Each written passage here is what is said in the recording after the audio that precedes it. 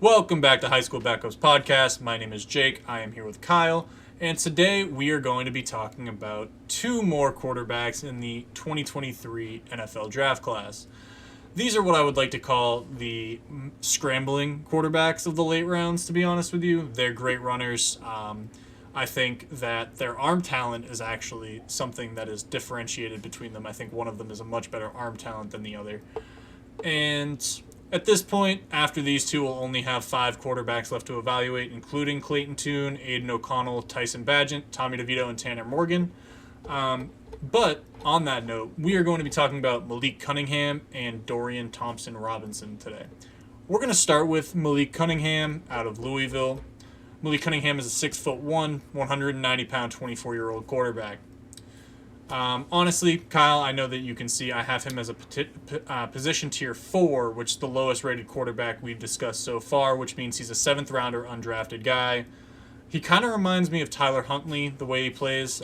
That's his player comp for me. I kind of see similarities. I think Tyler Huntley has a better arm, might be slightly less athletic, and is more suited for the pro game, but they kind of play very similarly. Top fits are the Ravens and the Eagles because of that type of play style. The strengths, I mean, he's an incredible athlete. Everybody knows that. He's very shifty in the open field. He's a great straight line runner, too. And he's very experienced. He's played, I think, a total of 49 games in college for Louisville. So, very experienced quarterback. You know what you're going to get. The problem with Malik Cunningham is that he's not a very good thrower of the football. He doesn't have the zip on the ball that you want. He has accuracy issues. His mechanics aren't wonderful. His pocket presence isn't natural. It's not great. He doesn't have a natural tendency to field a blitz. I mean, I can cite to you a lot of games, but specifically Florida State, the Senior Bowl, and Syracuse from this past year. I will give you an extra note of the fact that he has already been drafted into the USFL, so if he is an undrafted free agent who doesn't get picked up, he's got a career in football anyway. He would go play for the Birmingham Stallions. Defending champion Birmingham Stallions. Oh, the rich get richer. The rich get richer. Yes, he did go, I believe, in the first round of the United States Football League draft. Let's start with some of the things that I noticed about Malik Cunningham on tape. I've already told you that his arm is kind of a problem. The ball doesn't come off with a lot of zip. He doesn't have the strongest arm. His motion is kind of slow. It looks a little awkward.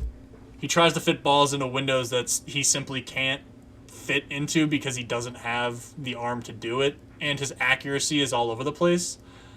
And what I noticed is that when he's rolling left, it's even worse. So for a guy who really isn't an NFL level arm talent anyway, for there to be a drastic drop off in your accuracy when you're rolling to the one side of the field, and I get it, you're a right-handed thrower, rolling to the left is a little awkward, but in today's NFL you need to make that throw. And I'm talking like simple dump off passes to the flat. He just simply miss them because he's rolling to his left. He also doesn't get through his progressions well. So for a very experienced quarterback, he doesn't do what experienced quarterbacks do. He doesn't get through his progressions. He doesn't throw with natural accuracy. He's not consistently accurate. His mechanics aren't great.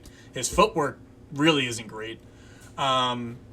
He does have a tendency to be kind of bouncy in the pocket, which is more of a sign of an athletic quarterback, which is what you're going to get with Malik Cunningham anyway. And honestly, I wasn't overly impressed with what I saw. Even just taking a look at the limited minutes he got in the Senior Bowl, he did look a little more accurate in the Senior Bowl as compared to playing when he was at Louisville, which makes not a lot of sense considering he didn't have as much practice time with the guys he was playing with at the Senior Bowl. He also looked really bad when there was pressure in his face, and I mean like really bad. And that's a consistent thing over the course of the tape. He doesn't look great when there's pressure in his face. You know what you're getting. And what you're getting is a practice squad quarterback who might be your fill-in to, shadow Lamar Jackson for your first-team defense. And it's not an insult. I like Malik Cunningham. I think this is a guy that maybe make a position change in the NFL if that's what teams opt him to do. But overall, I mean, I don't know if he's worth drafting at that point. I just don't think he's an NFL quarterback. What are your thoughts? Um, I think you've already basically said everything that I would have said about Malik Cunningham. His best game of the year versus Wake Forest didn't have a single passing touchdown the entire game. Yeah. And like they won the game 48-21 against a top-ranked Wake Forest. Like they were doing pretty good. They were I think 12 at the time, 10 or 12 at the time. And in that win, he didn't throw a single passing touchdown the entire time, and barely threw for over 160 yards. That's not a good quality. Like, if you want to know what makes that worse, is that Wake Forest defense is historically awful for the last 2 years. Like they've been bad. Like they average, I think over the last 2 years, their offense has averaged about 45 points a game, and their defense has averaged giving up about 42. Like it's bad. So like that really shows how his offense was all run game. Yeah. He's all scramble. He's all handed off. He's all even dumped just to get it anywhere. But like, not a single passing touchdown in a blowout win. Yeah. That says everything it needs to. And a lot of people point to the Duke game from 2021 where he threw 5 touchdowns, and I would point out that really wasn't all that miraculous either. A lot of it was bubble screens or just blown coverages by the Duke defense. I'm going to give him credit because that's a great stat line. Like, you threw 5 touchdowns, it's wonderful. But also, like, I think he threw 8 touchdowns this year or something like that? Can you go look up his stat line real quick just to confirm? I think he threw 8 touchdowns, and in one game he had 3 of them. 8. Yep. Like, it's not wonderful. Like, the tape isn't great, and a lot of people really like Malik Cunningham as a pro. I'm not there. This guy's outside of my top 10 when it comes down to it, and he's the first guy I've put into tier 4, which simply means that he's either the last, like, picked in the last round, picked in the 7th, or he's not drafted at all. And yeah, go ahead. 8 touchdowns, 5 interceptions is not a great stat line, man. I also think that turnover. I think that interception number is a little low. I think he throws a lot more turnover-worthy plays than he actually gets picked off. That just shows how. That shows how what his talented wide receivers were doing, able to save interceptions. I wouldn't say that. I wouldn't say the Louisville's wide receivers are talented. I wouldn't say that. No, I wouldn't say that either. But I'm also not going to give Malik Cunningham a pass solely because of the fact that he wasn't playing with top end wide NFL talent. There are a lot of quarterbacks in college football who aren't playing with that, who play better than he did, and who look a lot better on tape than he did. It's just not there for Malik Cunningham. Like, I saw some of the film, saw some of the games. His best game of the year, like I said, not a single offensive touchdown. Well, not a single passing touchdown. You can't be a top NFL quarterback with that kind of resume. It's just not plausible. I wish you the best of luck, Malik. I just don't. You're better than me. How about that? I just really value Kyle. you. He is significantly better than you. Let's be correct. No, I know he is. No, but genuinely, like, again, I said it last time we did this. I don't put an overvalue on collegiate statistics. I said it was Stetson Bennett. Like, what do you show me on tape that actually makes me think that you can produce at the next level is the bigger question. It isn't about your stats. It isn't about all of that. Like, touchdown numbers is what I'm specifically talking about. Touchdown in yards, really. But Malik Cunningham doesn't show me that he has the skill set to be an NFL quarterback. And if I'm taking him late, or I'm picking him up and I'm trying to convert him to wide receiver. Because this dude can make plays in the open field. He'll make people miss. And if you gadget him and make him, do some different things out of the slot, you get the ball in his hands, he can be a weapon. Or you run some read option with him as a read option kind of quarterback that he comes in and does stuff like that. But I don't think he's anything more than a gadget player that you could use. So if you draft him to do stuff like that, he'll be wonderful. If you're drafting him to be a backup quarterback, I don't think he'll be that great. I'm going to move... Sorry, go ahead. I was just saying I agree. Yeah. I'm going to move on to Dorian Thompson-Robinson, who I will tell you that I was actually expecting to say what I said about Malik Cunningham about Dorian Thompson-Robinson. And I am surprisingly putting him in that tier 3 range of the 5th, 6th round, kind of later tier 3 guys. I mean, you want to talk about somebody who surprised me on tape? The combination of arm and athleticism is there that I was like, this is an NFL backup. This is a guy that can make plays. That combination of arm and athleticism makes him a big play threat constantly. He makes quick decisions, and I mean, that could be a byproduct of playing in Chip Kelly's system. We know that Chip Kelly's system does that. But when he decides to run, he decides to run. There's no hesitation with Dorian Thompson-Robinson. He either throws it or he's tucking and going. And I like that. I like that trait in a quarterback. He makes quick decisions, it's snap, and he's ready to go. I also think, he's experienced. Much like Malik Cunningham, Dorian Thompson-Robinson started 5 years at UCLA. So he's played a lot of college football. He's seen a lot of things. He's seen a lot of defenses. He's done a lot of things at UCLA. I don't think Chip Kelly's been there for 5 years, so he's run two different style of offenses. But yeah, I think Chip Kelly's been there too. 2 or 3, something like that. Yeah. But you worry about the frame. He's 6'1", 205. I'll get to his comps and stuff like that later. Accuracy is average. He's not he's not the most accurate thrower of the football. His anticipation is also average. He's not, gonna anticipate. Much like Tua Tagovailoa, he needs to see it before he does it. He will also need to learn how to read more complex defenses. It's something he struggles with, but he reads simple defenses well enough. His pocket presence is surprisingly much better than I thought it was. And I don't think he has the best weapons at UCLA. I mean, Zach Charbonnet is the best player on that offense, the running back. Jake Bobo is probably the best pass catcher, and a lot of you probably don't know who Jake Bobo is. Breaking down the tape, let's talk about it. I mean, I watched 3 different years of tape. I've picked out, USC from 2020, Hawaii from 2021, and Utah from 2022, just so we can see the progression that Dorian Thompson-Robinson has made. I mean, even in 2020, first throw I saw him in the USC game, gets it right up and over a linebacker, really great throw. It's a sign of maturity that you can lob a ball over a linebacker, go over the top, and hit your guy midway through the field. And I was kind of impressed. I mean, just immediately that kind of stuff pops out. Like, that is an NFL throw. He does tend to drift backwards when he's faced with pressure, but differently than the Jaron Hall video differently than what I was talking about with Jaron Hall. Jaron Hall would fade back and essentially throw all arm, which led to a lot of turnover-worthy plays. Whereas when I'm talking about Dorian Thompson-Robinson fading back, it's still not all arm. He still gets his legs into it, but it's still a slight thing that he should be worried about, where he's going to have to step up in the face of pressure in the league. I did notice that a lot of his throws were screens. I don't love that. I don't think that necessarily translates to the NFL. So completion percentage could be inflated. Again, great runner. We've talked about it. These are the scrambling guys at the end of the class. He's not as good as Malik Cunningham. That is a fact. Malik Cunningham is a better scrambler than Dorian Thompson-Robinson. But he's still a very good runner. I mean, that's all I have from the USC game. Kyle, why don't you give me some of your thoughts on Dorian? I was pleasantly surprised with Dorian. I didn't get to watch a lot of Pac-12 football games from this past year. So when you told me who we were going through today, I went back and looked at a lot of film.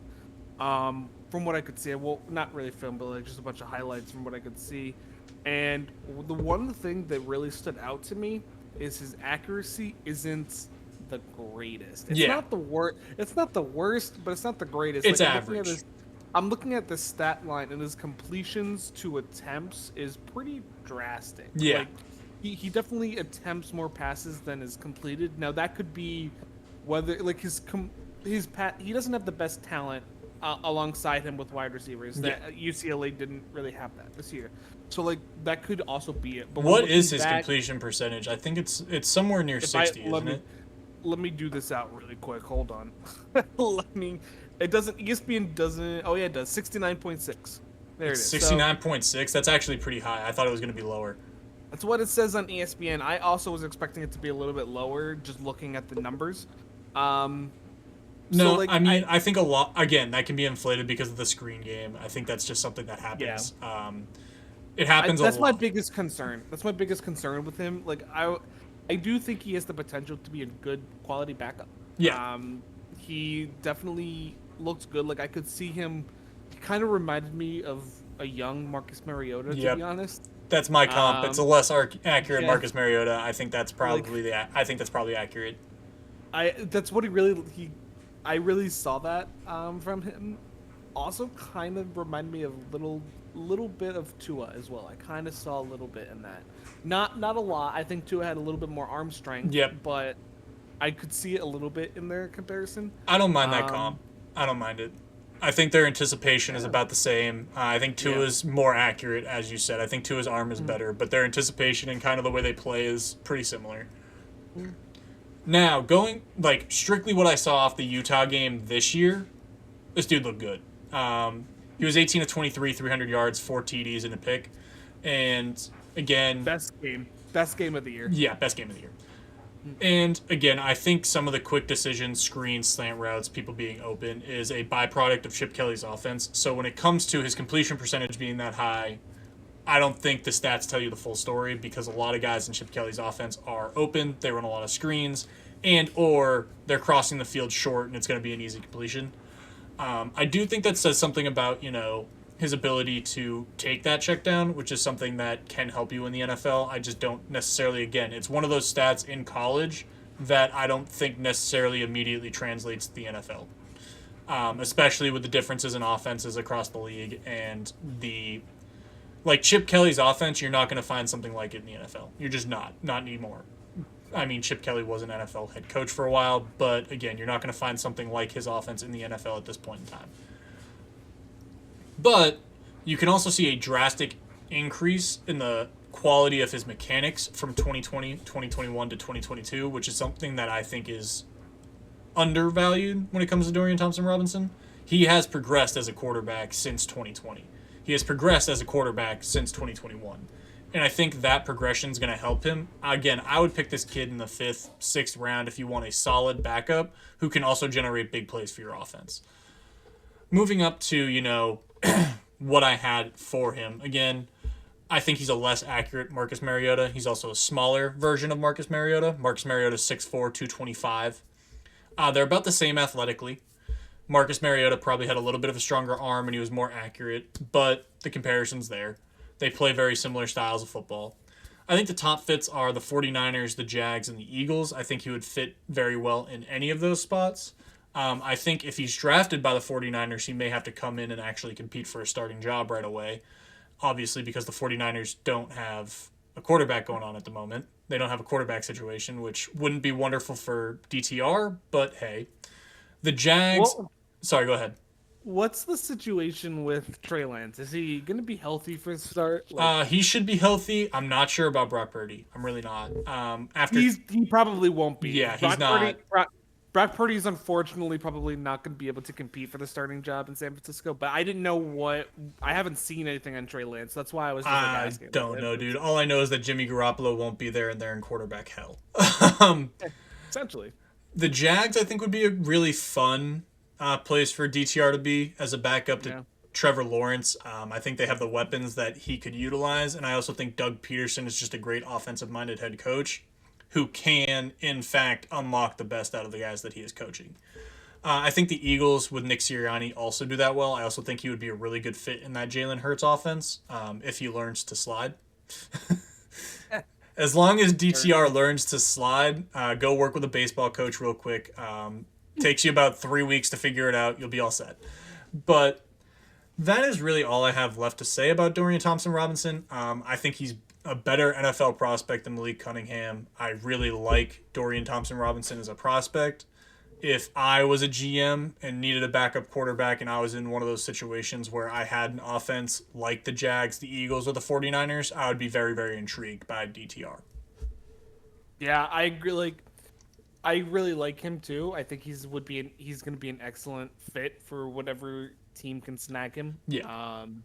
I think he's significantly. He impressed me. He's significantly better than I thought he would be. Looking at it, that's a fact. I was pleasantly surprised. So.